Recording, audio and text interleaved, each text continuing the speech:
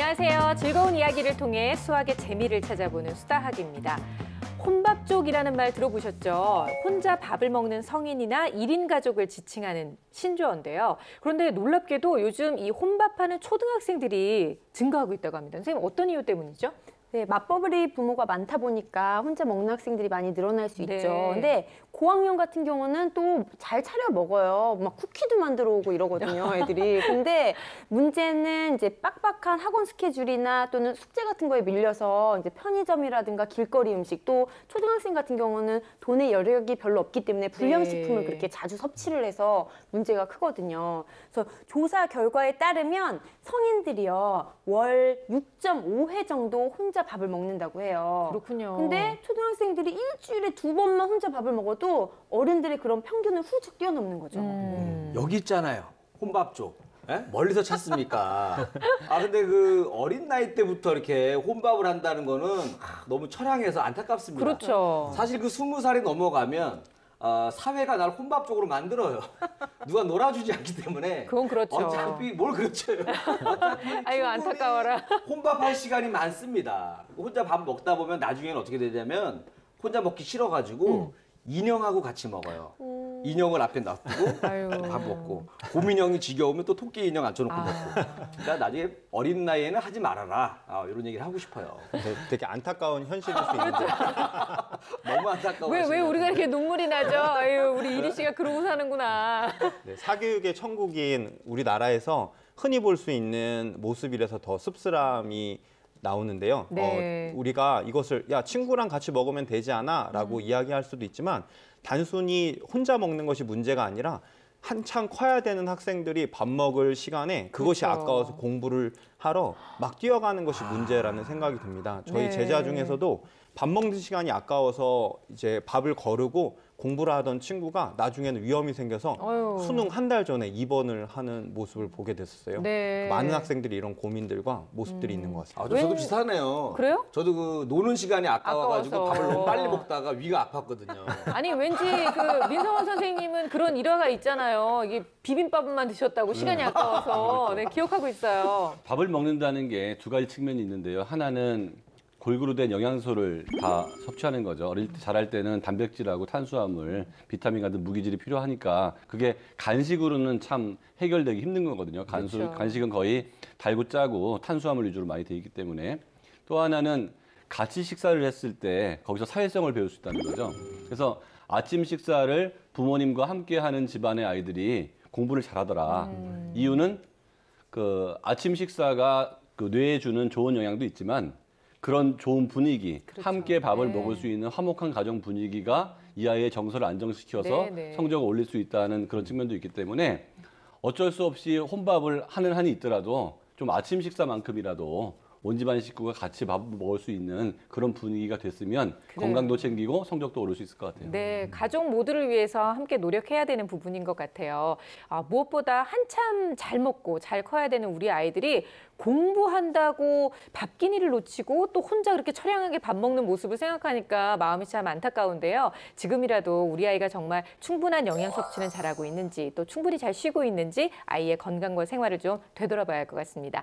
자, 오늘 수다학을 찾아와 준 주인공은요. 초등학교 4학년 여학생인데요. 과연 어떤 수학 고민이 있는지 지금부터 화면으로 함께 만나보겠습니다.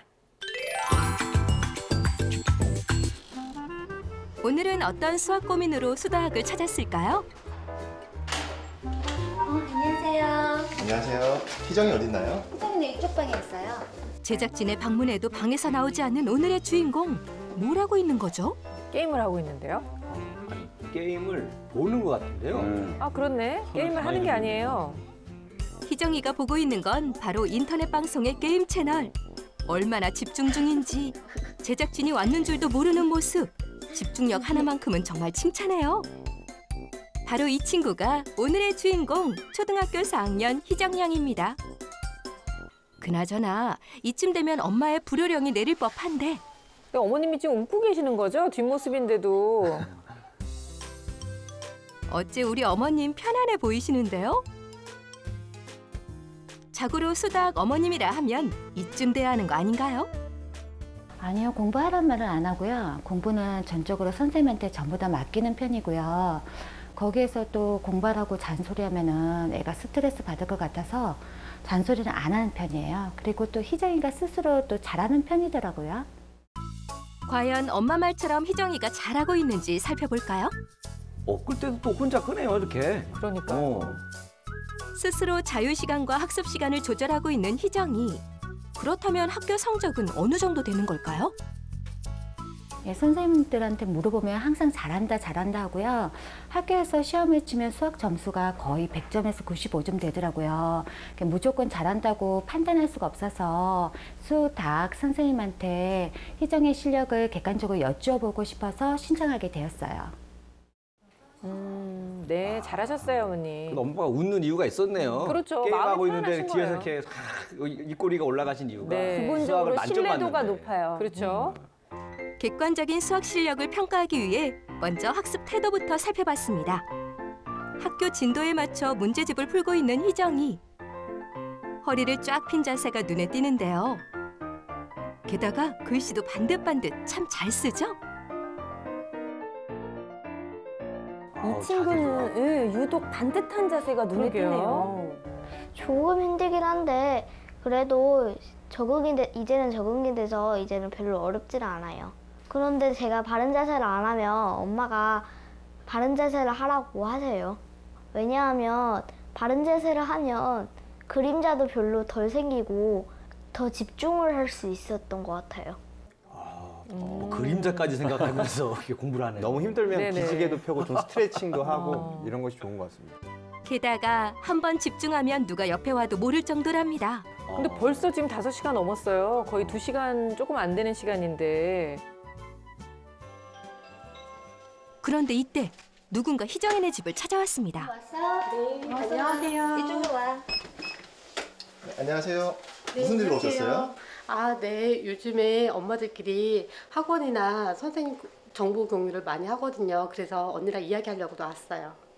와서 매일 다쓰고 어째 굉장히 익숙한 모습이 자주 오시나 본데요. 엄마들끼리 저렇게 정보 공유하다가 좋게 되는 경우가 별로 없어요. 아니, 저도 얘기를 하다 보면 더 불안감이 막 이렇게 스물스물 올라오더라고요. 그냥 계속 늘지 줄지 않거든요. 그나저나 희정이가 공부하고 있는지 확인 안 해도 될까요? 예, 공부하기는 잘 안 하는 편이에요. 희정이가 공부하거나 선생님 수업하고 오시면은 선생님한테 전부 다 맡기는 편이에요. 그리고 저는 볼리볼을 나가거든요.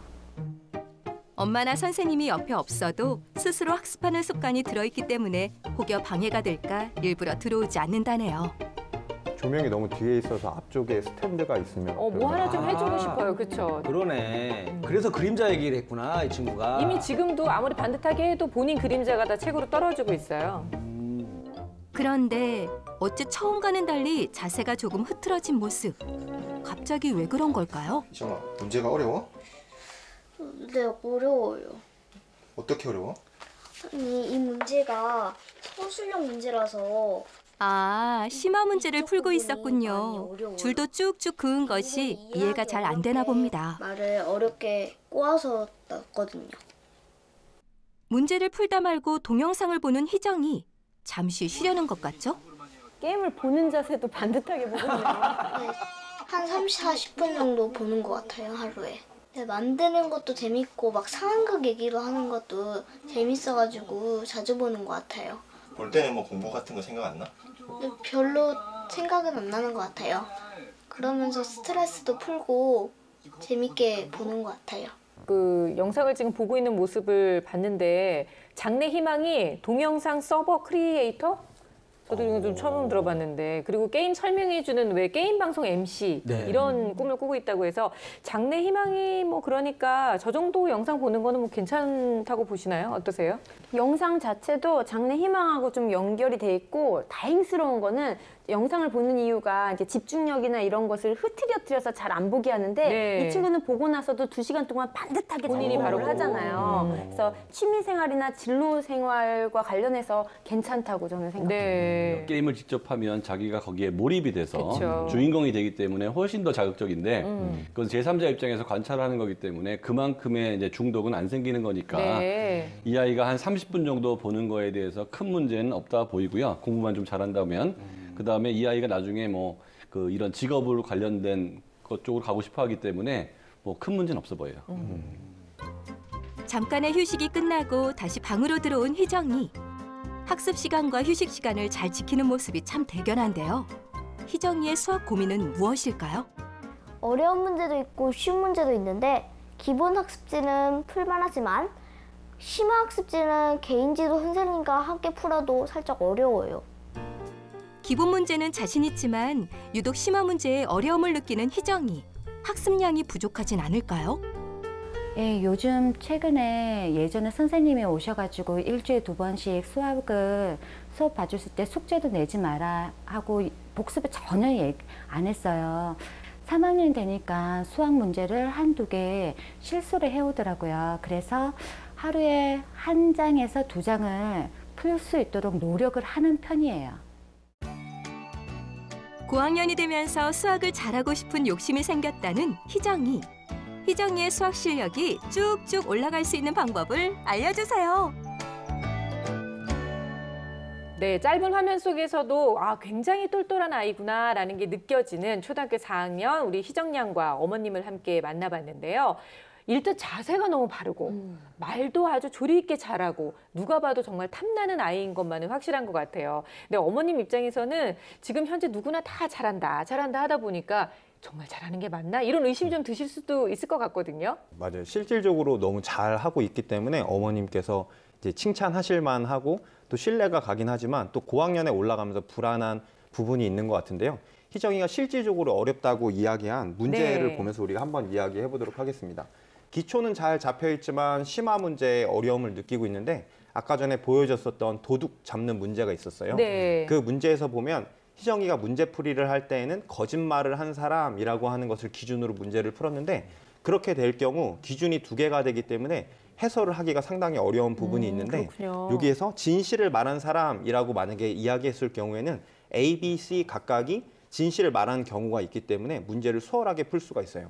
이런 것에서 헛갈렸었던 부분은 결국에는 문제를 잘 해독하고 해설하는 것에 대한 것을 하는 습관이 들여져야 네. 되는데 그러기 위해서는 독서를 한 30분 이상 한다든지 아니면 심화 문제가 잘 연습이 되어 있지 않은 것 같은데 집중력이 높다 보니까 30분에서 1시간 정도의 심화 문제를 풀 수 있도록 어머니께서 지도해 주시면 좋겠다는 생각이 듭니다. 네. 근데 제가 봤을 때는 이게 좀 문제가 리얼하지가 않아요. 문제가 그래요? 잘못됐습니다. 그러니까 예를 들어서 A는 말하고 있는데 이마에 땀이 났다.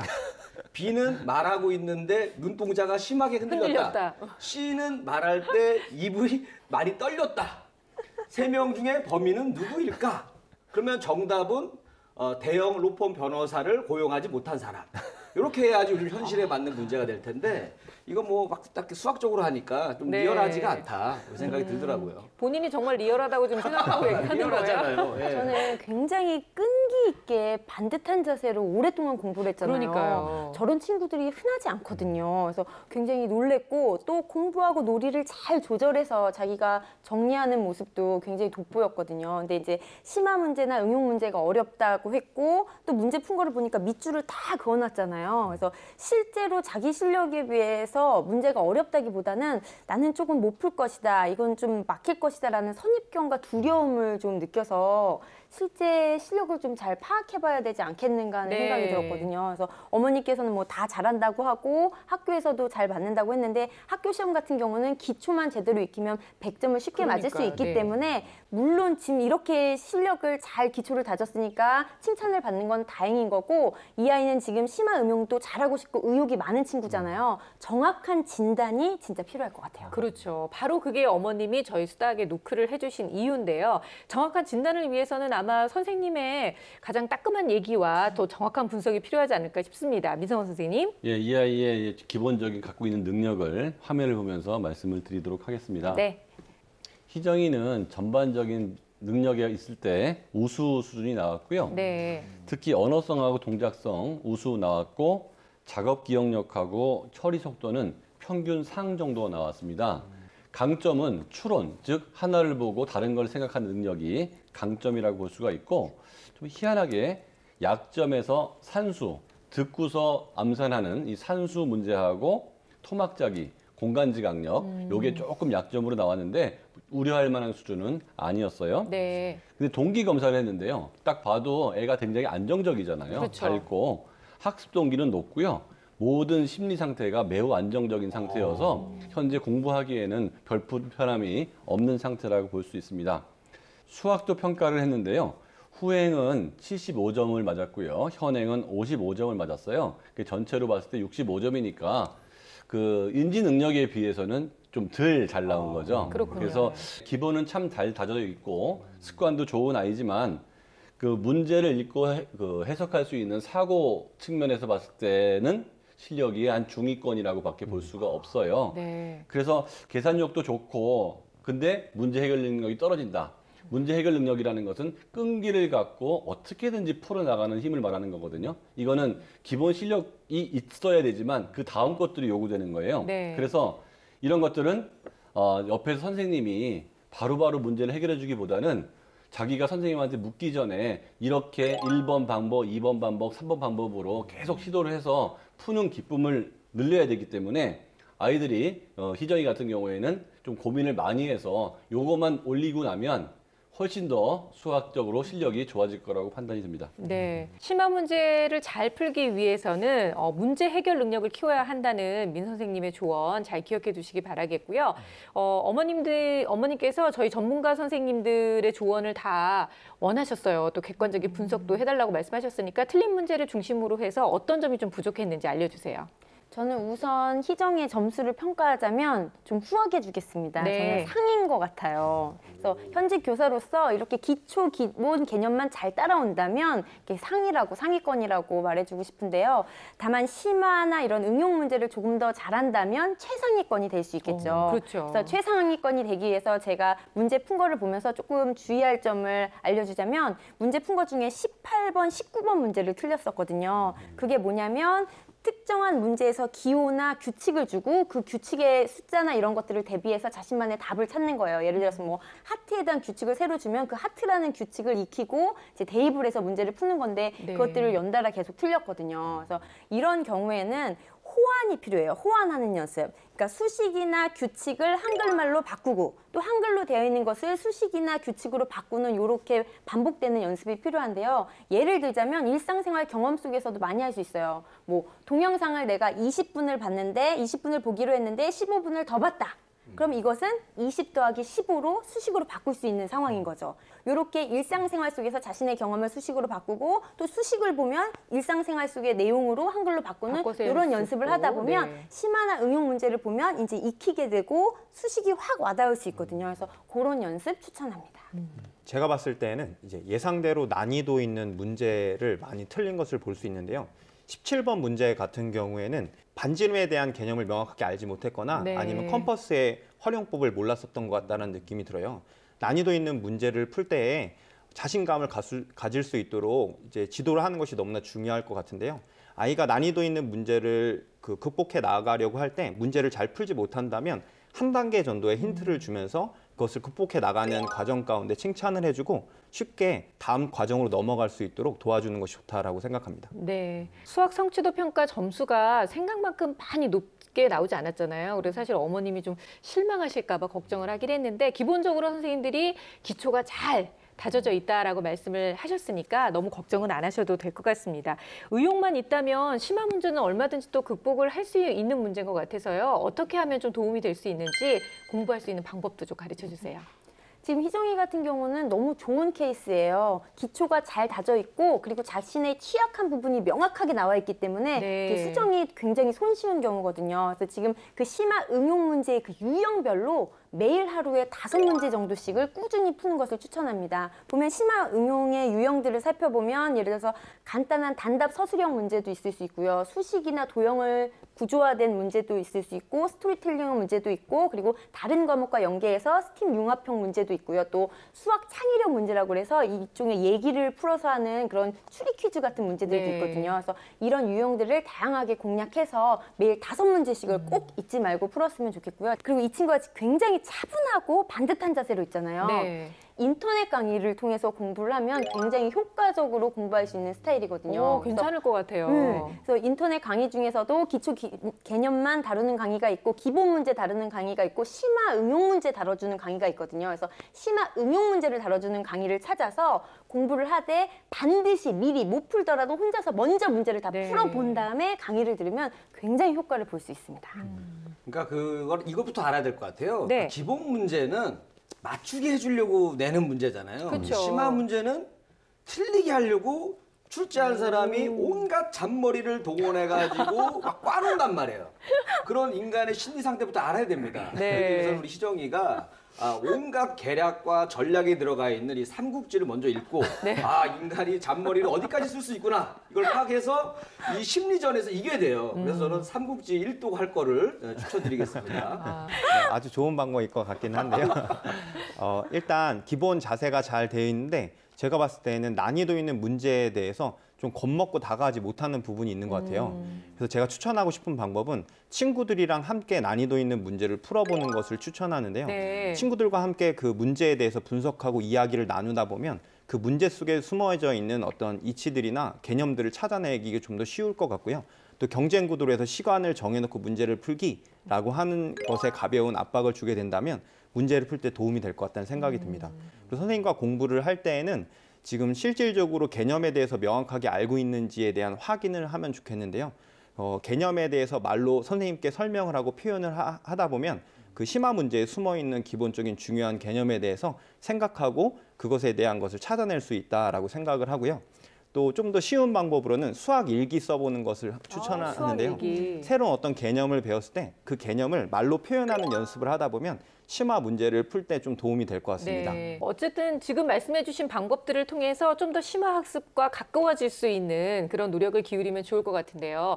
엄마의 역할을 한번 좀 얘기를 나눠봐야 될 것 같아요. 우리 마지막 영상의 그 모습을 보면 얼마나 행복해 보입니까? 이거는 엄마가 공부하라 소리를 안 하는 집에서만 가능한 그런 모습이거든요. 아이하고 너무나 이제 더 이상 갈등이 없는 그런 모습인데요. 하지만 그래도 희정이가 아직은 어리니까 엄마가 좀 더 관여를 하시고 너무 선생님한테만 전적으로 맡기지 않으시는 게 더 좋지 않을까라는 조심스러운 예상도 좀 해보거든요. 저는 공부는 그 재미로 시작해서 인내로 끝난다고 얘기를 하는데요. 항상 익숙해지면 그 다음 단계를 못하는 거 자기 스스로는 익숙해진 게 편하기 때문에 아이가 워낙 야무지다 보니까 엄마가 맡긴 건데요. 초등학교 4학년 아직도 어린 아이거든요.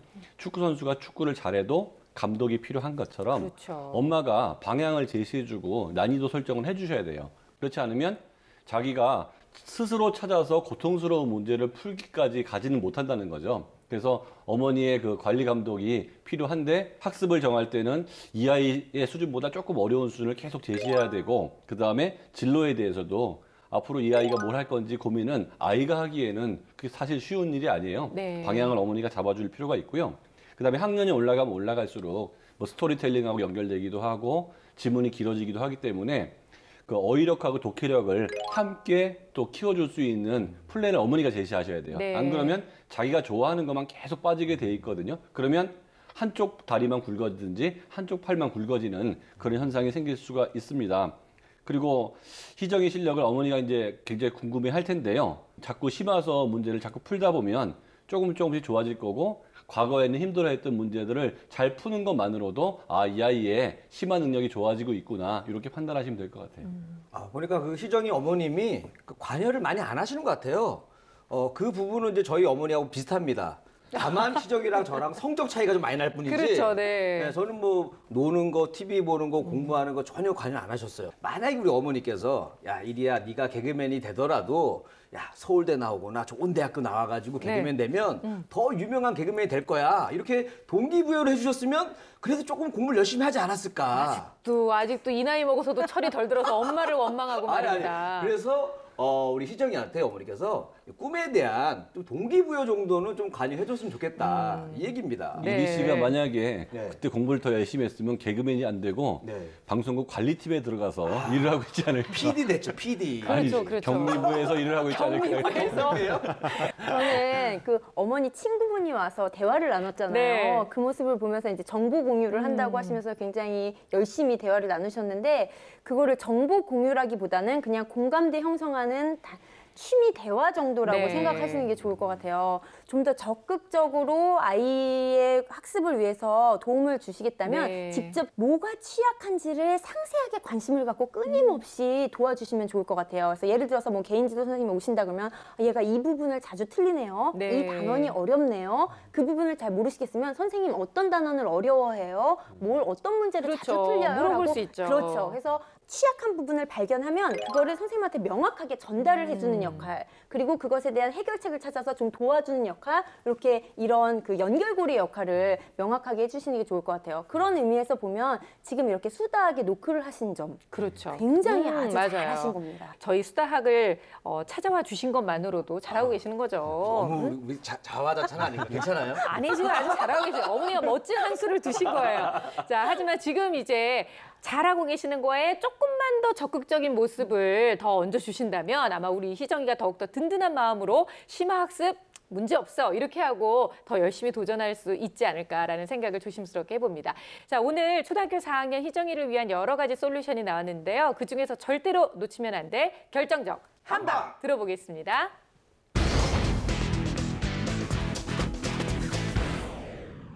제 결정적 한방은 핵심입니다. 심화 응용 문제 중 핵심적인 유형만을 골라서 핵심적인 문제 풀이 방법을 익혀야 합니다. 제 결정적 한방은 도전입니다. 심리 상태가 안정적으로 편한 것은 좋지만 약간의 긴장감은 학습 의욕을 더 높일 수가 있거든요. 지금보다 좀 더 어려운 문제, 난이도 있는 문제에 도전하시기 바랍니다. 제 결정적 한방은 DNA입니다. 심화 문제는 결국 핵심 개념으로 해결됩니다. 핵심 문제의 DNA인 개념으로 도전하세요.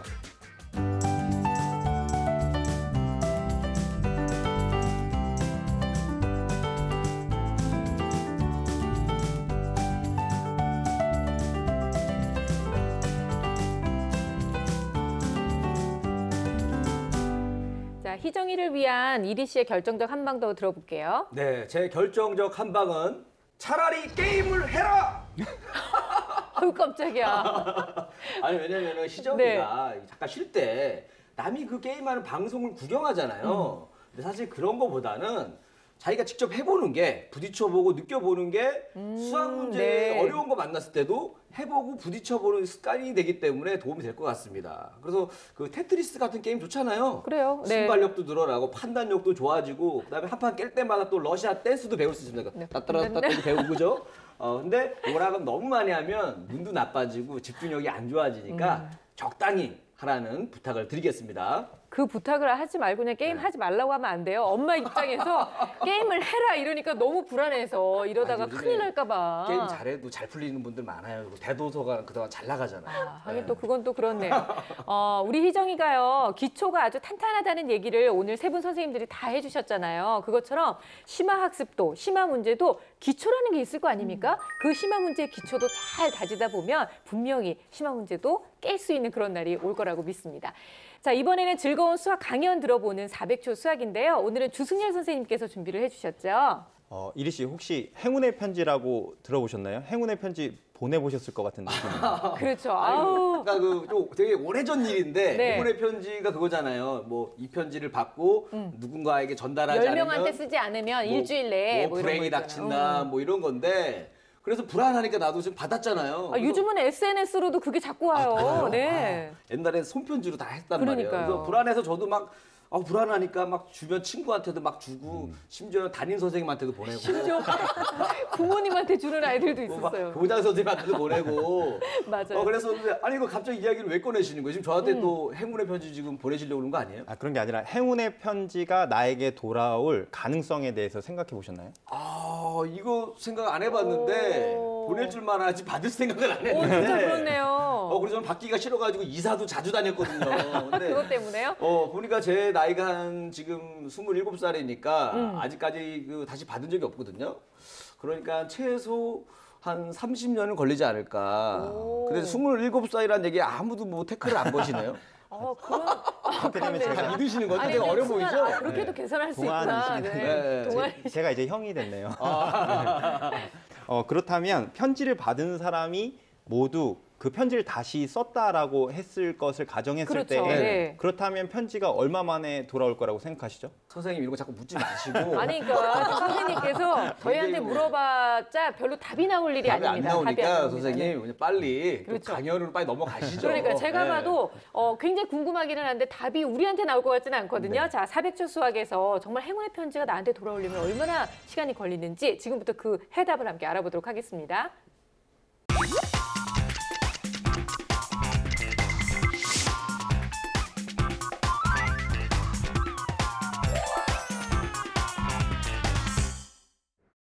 저는 얼마 전 이상한 메일을 받았습니다. 그 메일의 내용은 이렇습니다. 이 편지는 영국에서 최초로 시작되어 1년에 지구 한 바퀴를 돌아 다시 편지를 받는 사람에게 행운을 줍니다. 단, 당신은 4일 안에 7통의 편지를 행운이 필요한 사람에게 보내주어야 합니다. 라는 내용을 포함하고 있는 편지였는데요. 일명 행운의 편지입니다.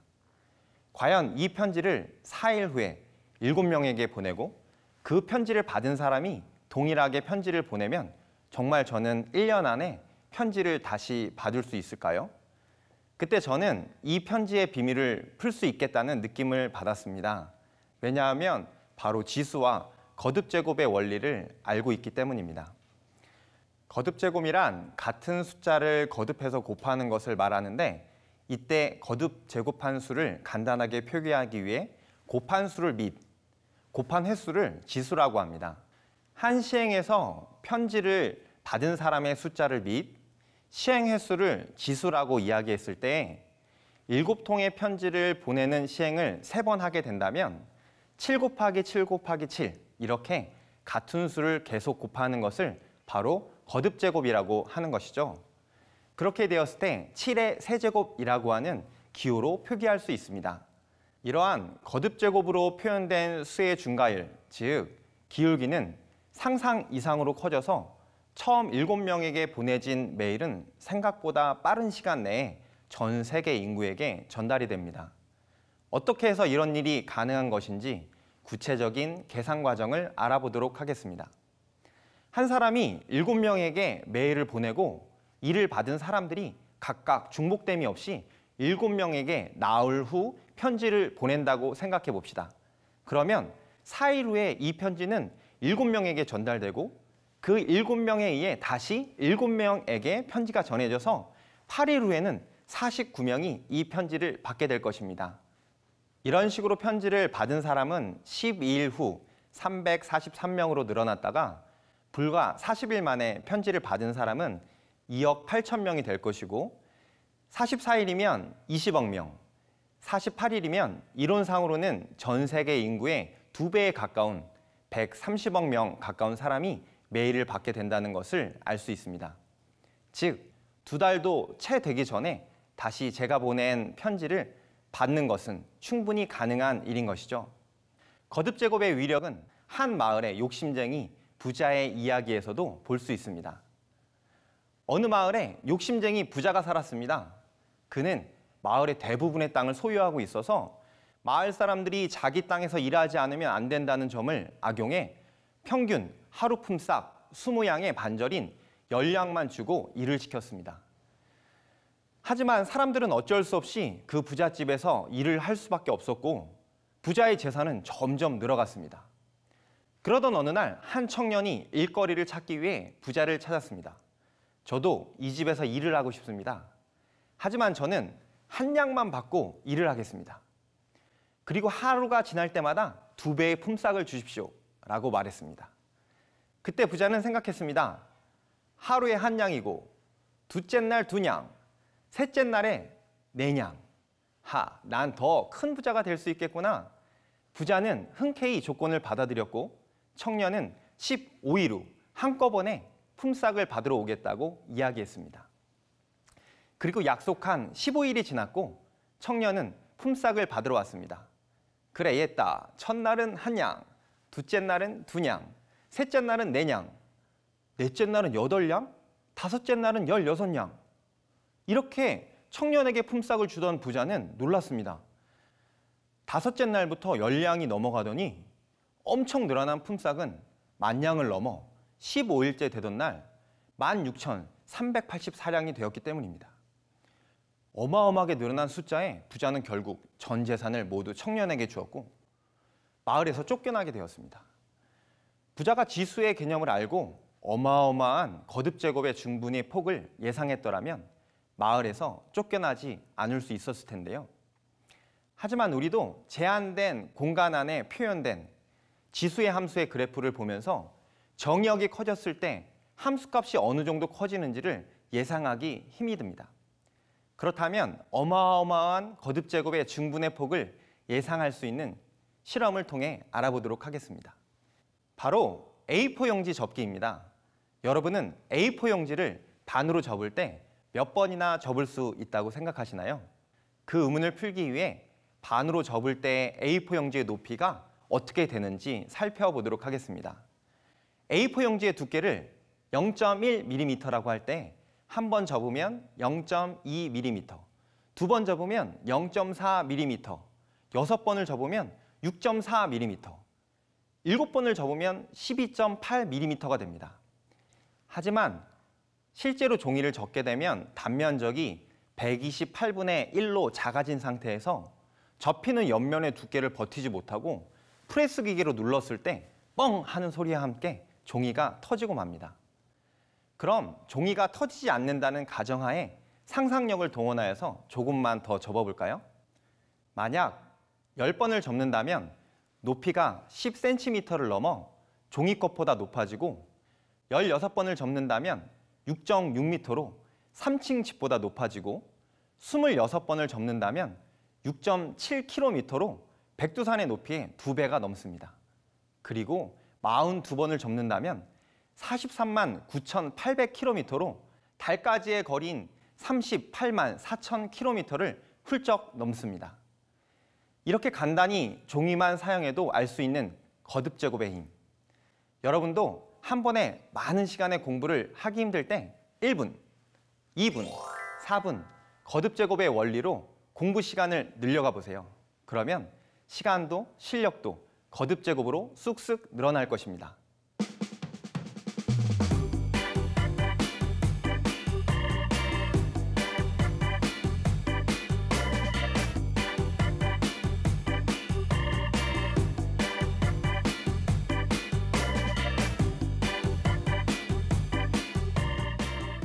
결국은 거듭 제곱의 원리에 대해서 이제 설명을 하신 거잖아요. 네. 이리 씨 이해가 된 거죠? 이해가 좀 쉽진 않지만 좀 됐습니다. 같이 다 들어놓고도 안 되는 사람은 참 안 돼요, 그렇죠? 그러니까 이 부자 이야기 듣다 보니까 어렸을 때가 떠올라요. 네. 엄마랑 그 용돈 협상할 때 요 얘기를 내가 진짜 알았으면 이걸 이용해가지고 그렇네요. 그렇게 거듭 제곱으로 하다 보면 아니 10살 때만 시작했어도 지금 얼마를 받는 거예요? 어머니가 저 때문에 빚쟁이 됐죠. 그랬었어도 지금. 어머니 늘 항상 마이너스. 그렇죠. 네. 다 차갑같이 붙여있고 지금 엄마 재산에 다. 이 거듭 제곱을 알았으면 얼마나 좋았을까 이런 안타까움이 있습니다 지금. 저도 그러네요 진짜. 어머니가 제 생각에는 이미 지수 법칙과 거듭 제곱의 원리를 아시고 그렇게 용돈을 안 주신 게 아닌가. 진짜 네네. 이런 식으로 거듭 제곱의 원리를 알게 되면 좋은 일들이 많고 또 그것이 활용된 예들이 상당히 많은데요. 네. 17세기 미국에서도 아주 재밌는 일이 있었어요. 그 당시에 드라큘라가 실제로 존재하냐 존재하지 않냐라고 하는 것을 놓고 사람들이 많은 이야기가 오갔는데요. 네. 실제로 드라큘라가 있다면 이 세상이 망하는 것이 아니냐라고 하면 사람들 가운데 불안감이 조성됐대요. 그럴 수 있겠죠. 네, 그 당시에 물리학자였던 F.T. 미우라고 하는 사람이 지수 법칙을 이용해서 이것을 쉽게 설명을 했습니다. 그 당시에 인구는 이제 전 세계 인구가 5억 정도로 추산이 됐었는데 만약에 무덤 속에서 드라큘라가 나와서 한 달에 한 번씩 사람을 물고 그 사람이 드라큘라가 됐다면 1년이 지난 후에 드라큘라가 된 사람은 4,096명이 됐을 거고요. 그다음에 2년 6개월이 지나면 6억 명이 넘는 사람이 드라큘라가 되는 아까 전에 이야기했었던 지수의 네네. 어마어마한 확장을 볼 수 있어요. 그런데 지금 아무 일이 일어나지 않는 것을 보아 우리는 없는 드라큘라가 거네요. 존재하지 않는다라고 하면서 그런 여러 가지 그런 문제들을 네. 조용히 잠재웠다고 이야기합니다. 왠지 여기 세트 뒤에서 드라큘라가 낄낄낄하고 웃으면서 나 있지 막 이러고 있을 것만 같은데요. 저는 거듭 제곱하면 이렇게 숫자의 오른쪽 어깨에 조그마한 작은 수로 붙어서 거듭 제곱을 네. 나타내는 지수 있죠. 지수가 떠오르거든요. 그 지수로 아주 커다란 수를 간단하게 표현할 수 있잖아요. 예를 들어서 지구에서 별 사이의 거리를 구한다. 그러면은 그거를 종이로 쓰면 한 반나절 걸릴걸요. 숫자 하도 많이 막 수십 줄 걸리고. 근데 그게 1광년은 9.46 곱하기 10의 12승 킬로미터이다 라고 깔끔하게 지수로 정리를 하니까 간단하게 되잖아요. 그래서 이렇게 지수를 활용하면 만약에 별을 뭐 5개 정도의 거리를 더한다. 네. 지수가 없었다면 종이도 엄청 많이 소요가 그렇죠. 되고 시간도 그렇고 그리고 숫자가 많다 보니까 실수도 많을 것이고 그래서 편리함, 또 경제성, 그리고 손쉬움 여러 가지 면에서 이렇게 수학의 거듭 제곱을 이용한 지수를 공부하면 참 도움이 된다. 이런 생각이 드네요. 근데 뉴스를 진행하거나 아니면 뉴스를 이렇게 보다 보면 기하급수적으로 늘었다 뭐 이런 표현들이 있는데 이게 결국 오늘 저희가 배웠던 거듭 제곱의 원리와 일맥상통하는 거죠. 그렇죠. 이게 또 음식에도 이런 것들이 이용될 수가 있죠. 음식이요? 이게 뭐냐면 짜장면 처음에 반죽을 해서 땅 칠 때 한 줄이잖아요. 수타면. 이렇게 해서 한 2줄이 되죠. 땅땅 쳐서 4줄, 8줄 계속 하다 보면 이렇게 두꺼웠던 반죽이 요만해지잖아요. 아주 가늘어진 수백 줄로 가는 거죠. 이것도 기하급수라고 볼 수 있습니다. 재밌다. 야, 이 짜장면 속에도 이 또 수학이 숨겨져 있었네요. 그러니까요. 아, 근데 보니까 저는 예전에 보면은 이 수가 무한정 커지는 게 굉장히 두려워가지고 사실 뭐 거듭 제곱이라던가 지수 이런 걸 굉장히 멀리 했었거든요. 그래서 거부했던 거군요. 네, 숫자가 단위가 너무 커지니까 안타깝다. 굉장히 지금 네. 거부감이 셌는데 지금 생각해 보니까 지수야 미안해. 나도 어쩔 수 없는 수포자인가 봐. 옛날에 그 역주적인 거 생각나시죠? 지금이라도 돌아오세요. 수포자의 길에서. 이제 멀리 안 할게. 그래요. 수다하게 있잖아요. 자, 오늘도 400주 수학까지 들어보니까 역시 수학의 매력이 폭발하는 시간이 아니었나라는 생각이 듭니다. 여러분 어떠셨나요? 우리 아이들이 이 수학과 함께하는 시간을 통해서 수학에 대한 즐거움을 조금씩 깨달아가고 또 많이 또 느낄 수 있는 그런 바람을 가져봅니다. 자, 저희 300주 수학을 통해서 해결하고 싶으신 수학적 궁금증 또는 수학 고민 있으신 분들 저희 수학 홈페이지를 통해서 여러분들의 사연 남겨주시기 바랍니다. 저희는 다음 시간에 더욱더 즐거운 이야기로 찾아오겠습니다. 고맙습니다.